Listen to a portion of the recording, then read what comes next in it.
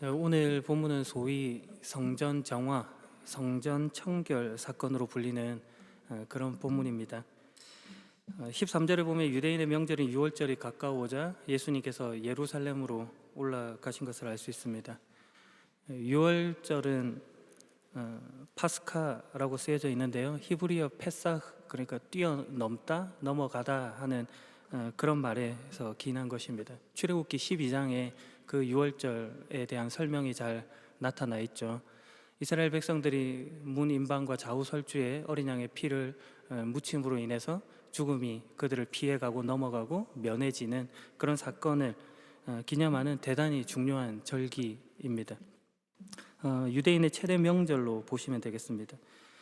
이 유월절에 예수님께서 예루살렘으로 올라가신 것이죠. 전국 각지에서 모여든 사람들, 그리고 디아스포라 사람들이 예루살렘으로 모여들어서 북새통을 이루었습니다.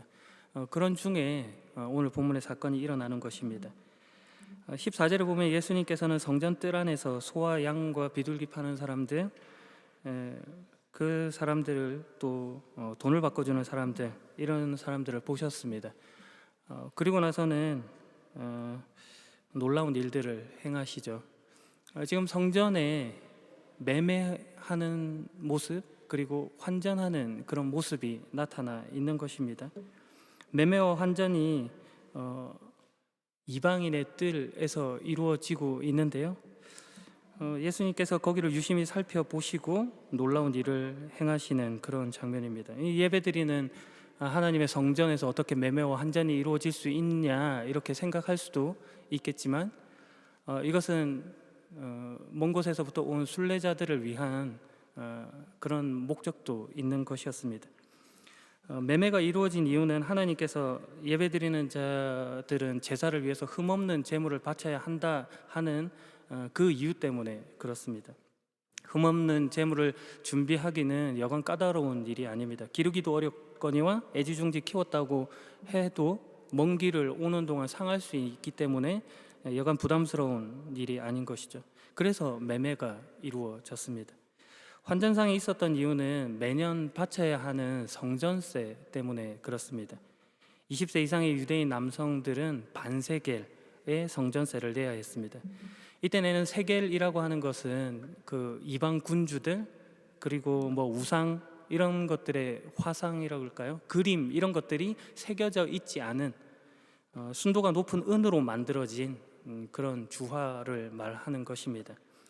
로마 화폐 단위인 데나리온이나 헬라 화폐 단위인 드라크마 이런 것들을 세겔로 변환, 환전시켜 준 것이죠. 한 세겔은 4데나리온, 4드라크마에 해당하는 돈입니다. 그러니까 반세겔을 내야 되니까 2데나리온, 2드라크마에 해당하는 돈이겠죠. 한 데나리온이 하루 노동자의 품삯인 것을 감안하면 이틀 분량의 성전세를 내었다고 보면 되겠습니다. 마태복음 17장 27절에는 한 세겔을 두 사람이 한 조가 되어서 함께 바치는 그런 모습도 기록되어 있습니다. 반세겔씩 내었어야 되니까요. 그렇게 성전에서 환전이 이루어진 것입니다. 여기까지는 전혀 문제가 없어 보이죠. 그런데 15절에 예수님께서 끈으로 채찍을 만들어 양과 소를 이렇게 비롯하여 모든 짐승들을 성전뜰에서 내쫓으십니다. 돈 바꾸는 사람들의 상을 뒤엎으시고, 표현으로 보면은 돈을 이렇게 거꾸로 뒤집어서 이렇게 쏟아버리고 흩어버리는 그런 장면을 연출하십니다. 매매와 환전이 벌어진 곳이 순식간에 난장판이 되어버린 것입니다. 16절에 그리고 예수님은 비둘기 파는 사람들에게 명령하셨습니다. 이것들을 여기서 치워라. 내 아버지의 집을 시장터로 만들지 마라. 이렇게 호된 꾸중, 호통을 치십니다. 예수님께서 이렇게 말씀하신 이유가 분명 있을 것입니다. 성전 제사는 구약 시대부터 내려온 사독 가문이 대제사장을 맡아서 이렇게 드려졌습니다. 그런데 주전 168년쯤에 안티오코스 4세 때부터 이 안나스 가문이 로마 총독에게 뇌물을 주고 이 대제사장이 됩니다. 사독 가문들을 패하고, 그리고 자기 사람들 사두개인들을 제사장으로 세우기 시작합니다. 이들은 뇌물로 준 돈을 회수하기 위하여서 이권을 목적으로 장사를 시작했습니다. 바리새인들이 어느 정도 불만이 있었겠죠. 그러나 바리새인들은 자기들의 율법대로 한다라고 하는 그런 타협점을 내고 성전 안에서 장사를 허용하게 합니다. 둘의 합작품으로 성전 장사가 진행된 것이죠. 매매와 관련하여서는 이 흠없는 재물을 드려야 한다라는 것을 이용하여서 비록 흠없는 재물이지만 그것을 멀리서 가져온 사람의 경우 아주 생트집을 잡아서 여기에 흠이 있다라고 말하며 불합격 판정을 내렸습니다. 제사장이 적격 여부를 심사했기 때문에 매우 간단히 자기 이익을 도모할 수 있었던 것이죠. 재물을 가져온 자는 비록 흠없는 재물이지만 그것을 성전 안으로 가져갈 수 없기 때문에 그것을 그곳의 헐값으로 팔아야 했습니다. 울며 겨자 먹기 식으로요. 그러면 그 흠없는 재물을 받은 그 재물은 다시금 다른 사람에게 더 비싼 가격으로 팔리는 그런 구조가 된 것이죠. 성전에서 파는 재물은 불합격을 받을 우려가 없었기 때문에 사람들이 매우 선호하게 되었습니다. 대제사장 무리들이 이를 이용하여서 막대한 이윤을 추구한 것이죠. 환전에 있어서도 예외는 아니었습니다. 유월절 약 20일 전부터는 성전에 환전소가 설치되었습니다. 이때 환전 수수료를 과하게 받는 것입니다. 무려 12.5%를 떼었습니다. 이렇게 모은 돈으로 자신의 권력을 유지하고 있던 것입니다. 이를 아신 예수님께서 끈으로 채찍을 만들어서 짐승들을 성전 밖으로 내쫓으시고 돈 바꾸는 사람들의 상을 엎으시고 흩어버리시는 그런 모습을 보이신 것입니다. 헬라어 원문에 나타난 그런 동사의 표현들을 보면 매우 거칠고 세차고 과격한 행동을 하셨음을 알 수 있습니다. 부패하고 타락한 종교상에서는 단호한 모습을 보인, 결코 타협하지 않으셨던 예수님이라는 사실을 알 수 있는 것이죠. 17절, 이때 제자들은 성경에 주님의 집에 대한 나의 열심이 불처럼 나를 삼켜버렸다라고 기록된 것을 생각하게 되었습니다. 시편 69편 9절의 인용인데요, 하나님 일을 함에 있어서 다윗이 가졌던 그 열심을 지금 비유하고 있는 것입니다. 감히 누구도 선뜻 나서지 못하고 막지 못했던 그런 일들을 지금 예수님께서 메시아로 오셔서 벌여놓고 계신 것입니다. 그러나 이 유대인들의 생각은 달랐습니다. 그들은 예수님께 따지듯이 묻습니다. 당신은 당신에게 이런 일들을 행할 권리가 있다는 것을 증명할 무슨 표적을 행할 수 있습니까? 지금 이렇게 이루어지고 있는 모든 일들은 대제사장이 관장하고 있는 일인데 당신이 그 대제사장보다 크다는 말입니까? 그렇다면 당신은 하나님이 보낸 사람일 것인데 그 표적이 무엇입니까? 라고 묻고 있는 것입니다. 그렇게 요구하고 있죠. 23절을 보게 되면요, 예수님께서 예루살렘에 계시는 유월절 기간 동안 많은 사람들이 그분이 행하시는 표적을 보고 예수님을 믿게 되었다라고 기록되어 있습니다. 그런 큰 능력을 예수님께서 보이신 것이죠. 그렇게 묻던 유대인들조차도 예수님을 함부로 할 수 없을 정도의 많은 표적들을 보이셨을 것입니다. 그러나 요한복음의 기자는 지금 그 표적의 구체적인 내용에 집중하고 있지 않습니다. 단지 한 줄로 예수님께서 많은 표적을 행하셨고 그것들로 인해서 많은 사람들이 믿었다라고 정리한 다음에 하고 싶은 그 본래적인 이야기를 꺼내 놓고 있는 것이죠. 예수님의 말을 이렇게 소개하고 있습니다. 이 성전을 허물어라. 그러면 내가 3일 만에 이것을 다시 세우겠다. 소위 성전 정화, 성전 청결 사건의 핵심으로 이 말씀을 지금 전해주고 있는 것입니다. 정화, 청결이라고 하는 것은 더러워진 것을 깨끗이 하고 그것을 다시 사용하는 것이라고 할 수 있겠습니다. 그러나 지금 예수님께서는 이 성전을 허물어라, 그러면 내가 3일 만에 다시 세우겠다라고 하시는 말씀을 통하여서 정화, 청결이라는 개념보다는 재건축이라든지 성전 대체라고 하는 것을 더 강하게 말씀하시는 것 같아 보입니다. 20절, 유대인들이 보는 이 성전은 예수님이 바라보는 것과 사뭇 달랐습니다. 이 성전을 건축하는 데만 46년이 걸린 그런 건축물이라고 내세우고 있습니다. 이 성전은 주전 19년부터 주후 63년이 되어서야 완공되었던 헤롯 성전을 가리키는 것입니다. 스루바벨 성전을 증축한 그런 것이죠. 예수님께서 이 질문을 하신 때가 이미 46년 동안 지어왔던 것이지만 앞으로도 수십 년을 더 지어가야 할 그런 것이죠. 다 완공되어지는 않았지만 유대인들이 정성을 다했고 땀이 있었고 그 안에 어떤 자부심이 있는 그런 성전이라고 하는 생각이 있는 것입니다. 그런데 예수님께서 거기에 단호히 아니다, 허물어라 라고 말씀하십니다. 성전에는 4개의 뜰이 있습니다. 이방인의 뜰, 여인의 뜰, 이스라엘의 뜰, 제사장의 뜰입니다. 성전의 가운데는 지성소가 있죠. 이 뜰들을 지나서 지성소로 가게 됩니다. 지금 이 일이 벌어지는 장소는 이방인의 뜰이라고 했습니다. 성전은 안뜰과 바깥뜰이 있는데요. 이 바깥뜰은 모든 사람들이 통행할 수 있었습니다. 그래서 이방인들도 올 수 있었죠. 그래서 이방인의 뜰로 불리게 되었습니다. 그러나 각각의 뜰들은 어떤 구분이 있어서 들어갈 수 있는 사람과 들어가지 못하는 사람들이 나뉘어져 있었습니다. 절대 이방인들은 성전 안뜰로는 다른 뜰로는 갈 수가 없었습니다. 오직 유대인들에게만 허용된 것이죠. 담장에는 화강암으로 이렇게 기록되어 있습니다. 이방인은 안쪽 뜰과 성소 주변의 난간 주변으로 들어올 수 없다. 들어오다가 잡히는 모든 사람들, 모든 이방인들은 죽을 것이다.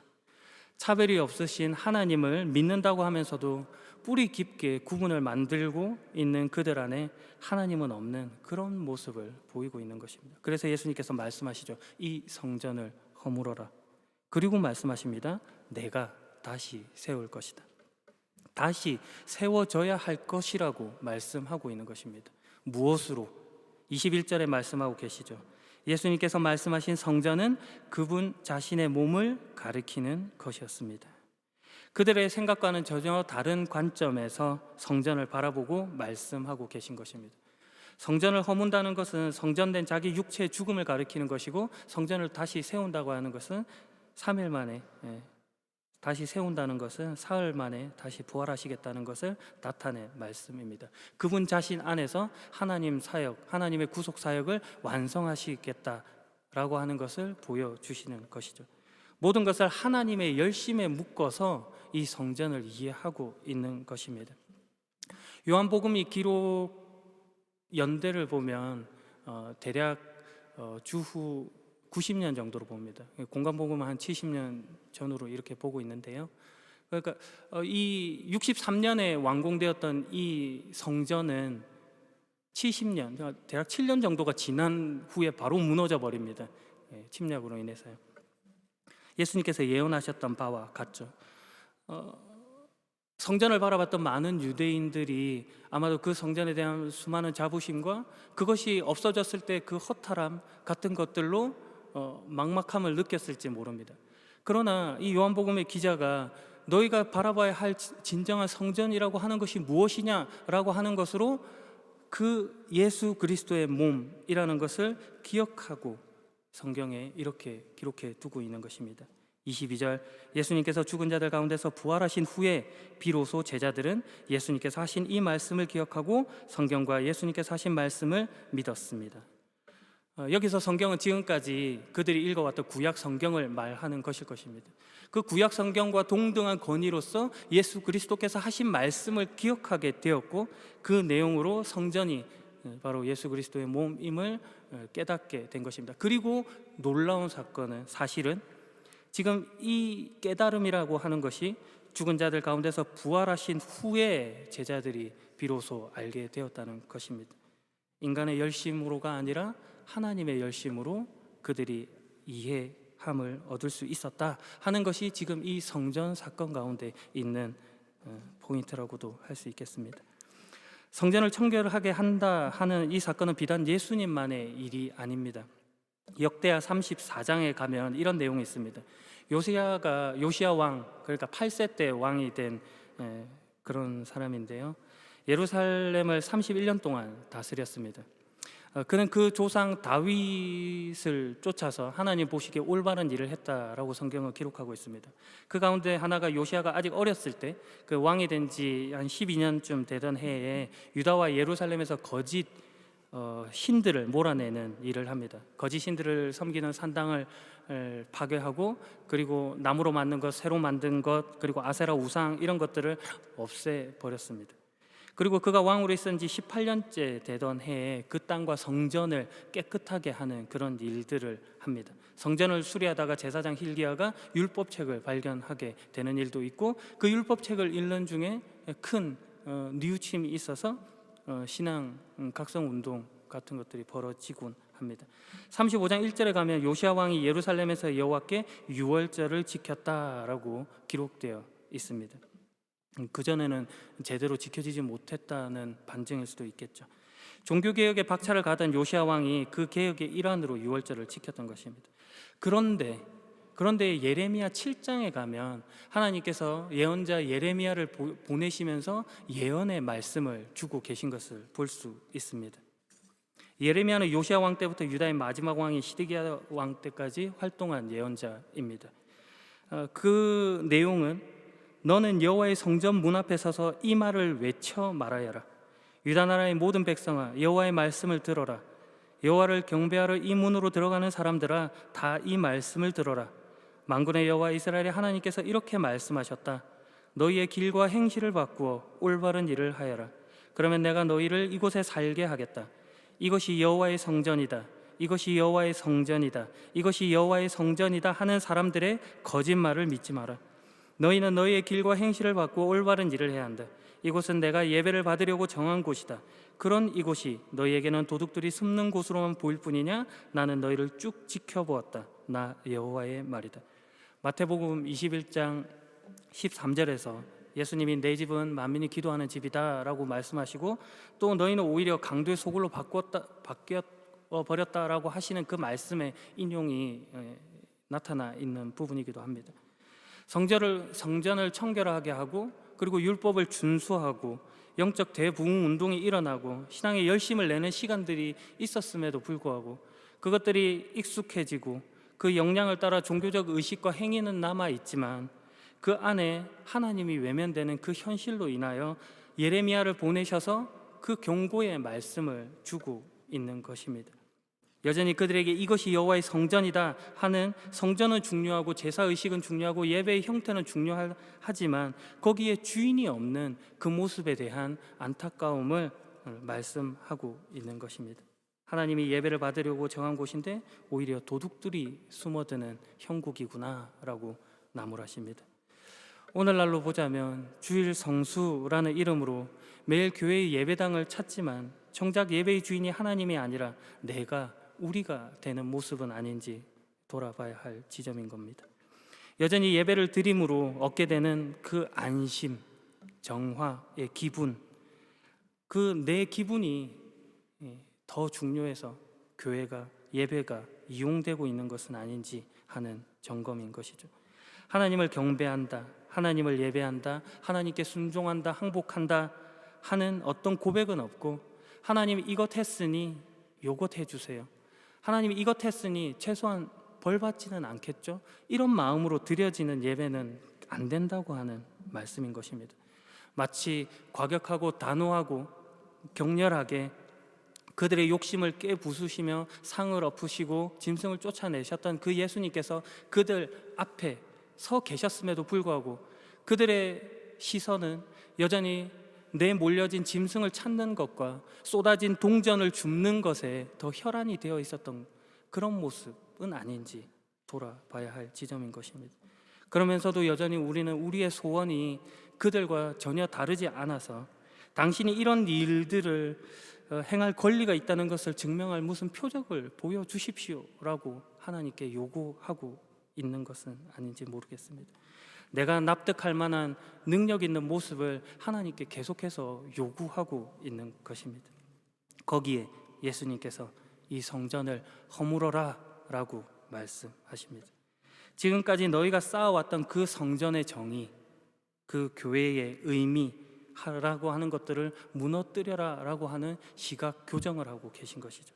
그러면서 내가 3일 만에 다시 세우겠다라는 말로 예수 그리스도와 무관했던 것을 유관한 것으로 변화시키겠다고 하시는 주님의 대답입니다. 성전을 허물라라고 하는 이 말씀 역시도 비단 요한복음 2장에만 나타난 말씀은 아닙니다. 말라기 1장 6절 이하를 보면 이렇게 기록되어 있습니다. 만군의 여호와의 말씀이다. 아들은 아버지를 존경하고 종은 그 주인을 존경한다. 나는 아버지다. 그러나 너희가 나를 언제 존경했느냐? 나는 주인이다. 그러나 너희가 나를 언제 존경했느냐? 하지만 너희가 묻기를 우리가 언제 주를 업신 여겼습니까? 라고 한다. 너희는 내 제단에 부정한 제물을 가져오므로 나를 업신 여겼다. 하지만 너희는 묻기를 우리가 언제 제물을 부정하게 했습니까? 라고 한다. 너희는 주의 제단을 업신 여겨도 괜찮다고 생각했다. 너희 가운데 누가 성전 문을 닫아서 내 제단 위에 헛된 불을 피우지 못하게 하면 좋겠다. 나는 너희들을 좋아하지 않는다. 너희가 바치는 제물도 받지 않겠다. 나 만군의 여호와의 말이다. 가장 높임을 받으셔야 할 하나님께서 업신여김을 받으신 것입니다. 하나님은 우리 아버지이십니다. 하나님은 우리의 주인이십니다. 하나님은 우리의 생명이십니다. 하나님은 우리의 전부이십니다 라고 하는 이빠른 고백이 있지만 정작 그렇게 대접하지도 않고 그렇게 생각하지도 않는 허울 좋은 구호, 명분 그런 것들이 아닌가 하는 것입니다. 기도하고 감격하고 찬양하고 설교의 은혜를 받았어도 그 삶의 태도는 여전히 한결같이 변함이 없는 세상적 가치를 우선하는 모습밖에 보이지 않더라 하는 것을 나무라고 있는 것이죠. 앞서 살핀 예레미야 7장 16절 이하에는 이런 말씀도 있습니다. 예레미야야, 너는 이 백성을 위해서 기도하지 마라. 그들을 위해 부르짖지도 말고 무엇이든 구하지도 마라. 그들을 구해달라고 빌지도 마라. 네 기도를 들어주지 않겠다. 그들이 예루살렘의 여러 거리에서 하는 짓을 너는 보지 못하였느냐? 자식들은 장작을 모으고 아비들은 그 장작으로 불을 피우며 여자들은 이방 신인 하늘 여신에게 바칠 빵을 만든다. 또 그들은 다른 신에게 부어드리는 제사인 전제를 바치고 절함으로 나를 분노하게 만든다. 기도한다고 예배한다고 찬양한다고 뭐가 달라지더냐라고 묻는 겁니다. 당연히 달라져야 되는 것이 정상인데 그렇지 않은 것은 무엇을 놓치고 있어서 그런 것이냐라고 반문하는 것이죠. 자식들이 장작을 모아서 하는 일이라는 것은 이방 신을 섬기는 일이라는 것이죠. 자식들이 괜히 그렇게 되었겠습니까? 부모님이 보여주셔서 부모가 물려준 유산으로 그렇게 하는 것입니다. 우리가 자녀들에게 시험 성적이 나쁠 때 그것을 나무라는 것은 있어도 교회에서 예배 생활이 시원찮을 때 나무라는 그런 모습은 적은 것 같습니다. 영어 캠프, 오케스트라, 모집 이런 것들이 교회에서 이루어진다고 할 때는 열심을 내면서 수련회를 간다고 하면 시험 기간인데 어딜 가려고 하는 것이냐라고 그렇게 따져 묻는 그런 모습이 더 많은 것 같기도 합니다. 하나님이 사라지는 순간이고 하나님이 업신여겨진 순간입니다.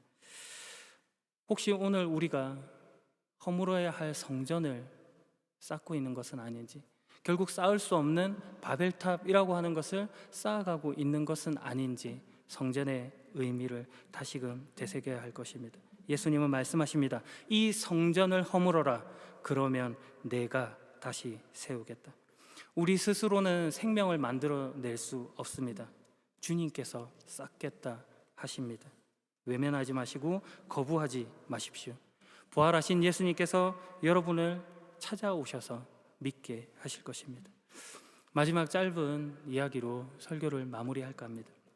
우리는 예배 후에 곧장 셀 모임을 통해 말씀 나눔을 하고 있습니다. 바라기는 그 시간 가운데 우리의 내용이 보다 구체적이고 실제적이었으면 좋겠습니다. 모임을 하다 보면은 기도 제목을 나누기도 하고 은혜 받았던 말씀에 대해서 나누기도 하는데 지난번 모임에서 한 분 집사님께서 매우 구체적인 내용으로 말씀을 적용하여 실천할 내용을 말씀해 주신 것을 들었습니다. 제가 많이 약한 부분이기도 하여서 그런지 매우 신선하고 강렬하게 들렸습니다. 뜬구름 잡는 이야기 그런 것이 아니라 구체적으로 뭔가 하겠다라고 하는 것이 꼭 주님 위에 변화되겠다고 하는 어떤 다짐 같이 들렸기 때문입니다. 오늘 말씀 나눔 시간도 좀 그랬으면 좋겠습니다. 여러분이 허물어야 할 내가 쌓은 성전은 무엇인지 구체적으로 바라보고 또 실제적으로 실천할 수 있는 내용들을 나누었으면 좋겠습니다.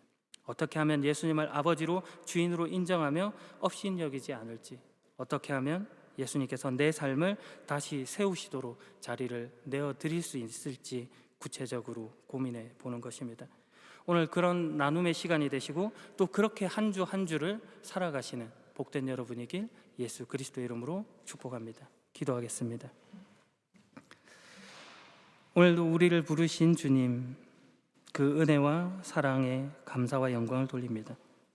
싸울 수 없는 욕심의 성을 쌓는 우리의 어리석음을 용서하시고 오직 주님으로 가득 채워지고 쌓아지는 일생이 되게 하옵소서. 아직도 내 버리지 못한 주님보다 저 중요시한 그 무엇을 깨닫게 하시고 할 수 없는 중에 하게 하시는 주님을 더욱 의지하게 하옵소서. 성전 대신 예수 그리스도의 이름으로 기도합니다. 아멘.